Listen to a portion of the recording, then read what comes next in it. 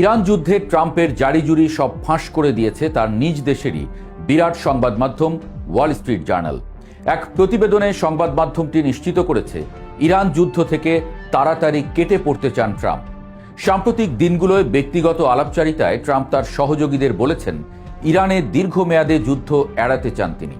Trump মনে করেন এই সংঘাত এখন শেষ পর্যায়ে রয়েছে এবং জনসম্মুখে তিনি যে 4 থেকে 6 সপ্তাহের সময়সীমা উল্লেখ করেছিলেন কর্মকর্তাদের সে অনুযায়ী কাজ করার নির্দেশনা দিয়েছেন। অর্থাৎ সবশেষে অরিন্দম বড় বিষাদ নিয়া কহিলেন, আর পারিলাম না বাবু। তো কেন ট্রাম্প যুদ্ধ থেকে বের হয়ে যেতে চাইছেন? বিশ্লেষকরা এই প্রশ্নের উত্তরে যা বলছেন তা শুনলে রীতিমতো চমকে যাবেন আপনি।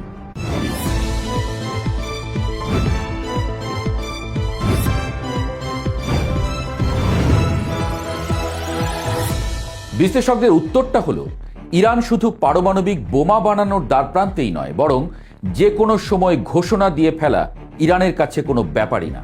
যুদ্ধ নিয়ে যাদের বিশ্লেষণ চলে দিনরাত, খোদ তারাও বলছেন বড় চমক দেখাতে যাচ্ছে ইরান।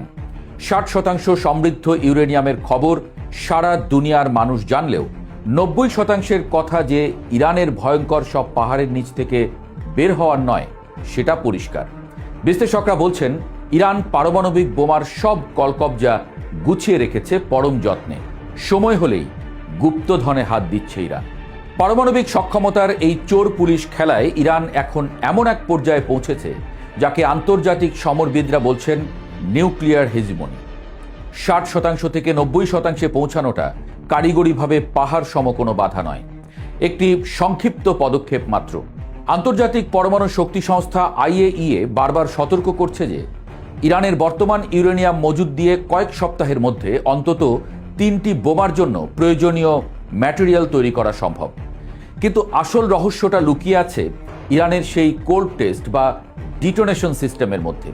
2003 সালেই পারচিন সামরিক ঘাঁটিতে ইরান যে এক্সপ্লোসিভ লেন্সের সিমুলেশন চালিয়েছিল তা ছিল মূলত একটি পারমাণবিক ওয়ারহেডের ট্রিগার মেকানিজম। গত 2 দশকে ন্যানো টেকনোলজি এবং 3D মেটাল প্রিন্টিংয়ে ইরান যে উন্নতি করেছে তাতে সেই ট্রিগার বা কলকবজাগুলো তারা পকেটে নিয়ে ঘুরছে। অর্থাৎ বোমাটি হয়তো আক্ষরিক অর্থে অ্যাসেম্বল করা নেই, কিন্তু এর প্রতিটি অংশ, ফিসাইল কোর থেকে শুরু করে ইলেকট্রনিক ডিটোনেটর, সবই রেডি টু কুক অবস্থায় বিভিন্ন গোপন আস্তানায় ছড়িয়ে রাখা হয়েছে। ইরানের হাতে থাকা ফাতাহ হাইপারসনিক মিসাইল বা খাইবার ব্যালিস্টিক মিসাইলগুলো স্রেফ ইসরায়েলকে ভয় দেখানোর জন্য নয়। এই মিসাইলগুলোর নকশা এবং এর পেলোড ক্যাপাসিটি বিশ্লেষণ করলে দেখা যায় এগুলো মূলত কৌশলগত পারমাণবিক ওয়ারহেড বহনের জন্যই ডিজাইন করা হয়েছে।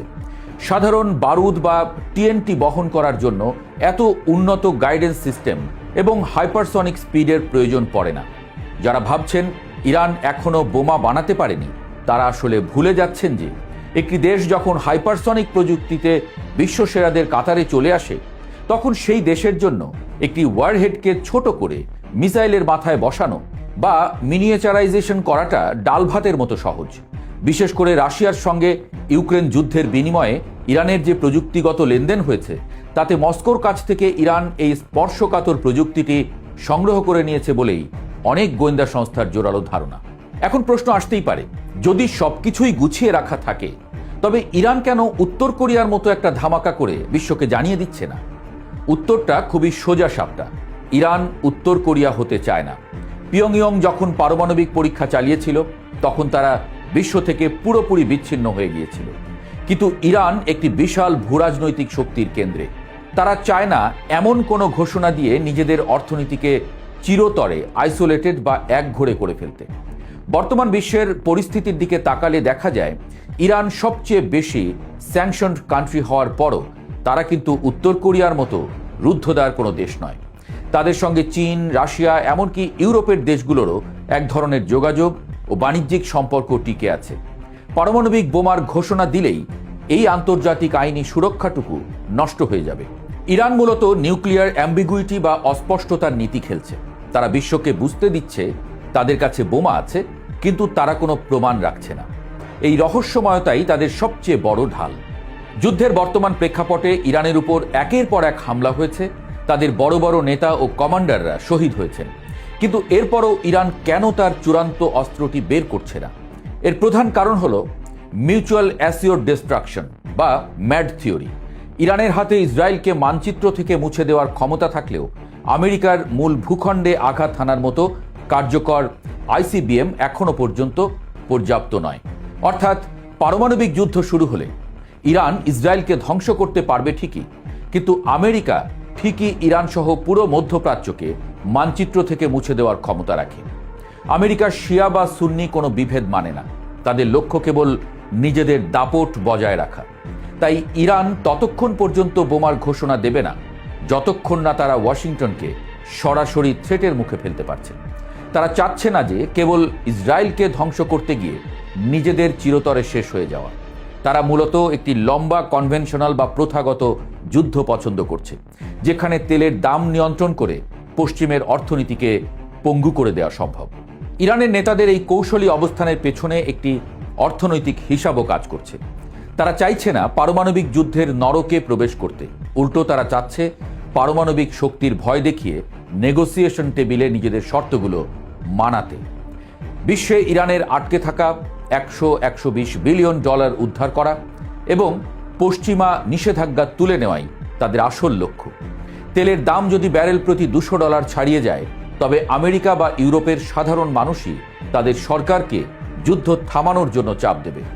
ইরান এই গ্লোবাল ইকোনমিক কোলাপসের ভয় দেখিয়ে নিজেকে মধ্যপ্রাচ্যের অঘোষিত পারমাণবিক সুপার পাওয়ার হিসেবে প্রতিষ্ঠিত করতে চায়। ইসরায়েল যেমন অঘোষিতভাবে পারমাণবিক শক্তির দাপট দেখায়, ইরানও সেই একই পথে হাঁটছে। তারা প্রমাণ ছাড়াই পারমাণবিক শক্তির সুবিধা ভোগ করতে চায়। ইউক্রেন যুদ্ধের পর রাশিয়া এবং ইরানের মধ্যে যে অঘোষিত সামরিক জোট তৈরি হয়েছে তা এই পারমাণবিক সমীকরণকে আরও জটিল করে তুলেছে।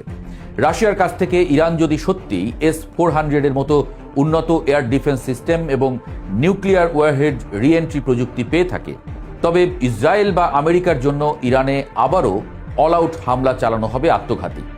ট্রাম্প বা নেতানিয়াহু কেন বারবার বড় যুদ্ধ থেকে পিছিয়ে আসছেন? কারণ তারা জানেন যে ইরানের পাহাড়ের গভীরে এমন কিছু আছে যা হয়তো পুরো তেল আবিবকে ছাই করে দেওয়ার জন্য যথেষ্ট। এই ভয়টাই ইরানকে সুরক্ষা দিচ্ছে। ইরানের ভার্চুয়াল নিউক্লিয়ার স্টেট বা ছায়া পারমাণবিক রাষ্ট্র হিসেবে টিকে থাকাটাই এখন বিশ্ব রাজনীতির সবচেয়ে বড় চমক। তারা ফাটায় না, কিন্তু তাদের আঙুল সব সময় বোতামের পাশেই থাকে। এই সত্যটাই এখন পশ্চিমের রাতের ঘুম কেড়ে নিয়েছে। বিশ্বকে এখন ইরানের এই অঘোষিত পারমাণবিক বাস্তবতাকে মেনে নিয়েই নতুন ভূরাজনৈতিক ছক আঁকতে হবে। পশ্চিমারা যদি মনে করে কেবল স্যাংশন দিয়ে বা নেতাদের হত্যা করে ইরানকে থামিয়ে রাখা যাবে, তবে তারা মস্ত বড় ভুল করছে, এমনটাই বলছেন বিশ্লেষকরা।